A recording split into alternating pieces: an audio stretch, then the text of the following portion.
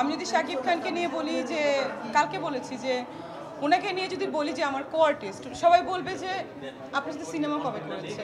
ওনাকে নিয়ে যদি বলি এই যে গুড রিলেশন বলবে কেমন গুড রিলেশন। ওনাকে নিয়ে যদি বলি বয়ফ্রেন্ড বলবে যে আপনার কিসের বয়ফ্রেন্ড, হ্যাঁ আপনার থেকে তো অনেক সিনিয়র। সো ওনাকে নিয়ে যদি ফ্রেন্ডও বলি সেটাও বলবে যে হাউ ইট পসিবল। সেলফি তুললেও আপনারা বলেন যে রিকোয়েস্ট করে তুলেছি। সো আপনারাই প্রশ্ন করেন, আপনারাই বানান, সো আপনারাই সব কিছু লেখেন, আমার সমস্যা নেই। হ্যাঁ, পাখিকে বাঁচানোর জন্য, কারণ আমি এক জায়গায় ফটো সেশন করতে গিয়েছিলাম আমার বাসার পাশেই।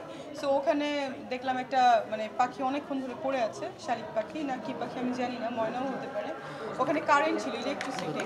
সো আমরা হাত দিয়ে তুলতে পারিনি, আমরা ওটাকে মানে কাঠি দিয়ে আমার অ্যাসিস্ট্যান্ট চেষ্টা করলো তোলার জন্য। আমি খুবই মানে স্যাড ছিলাম ওই দিন।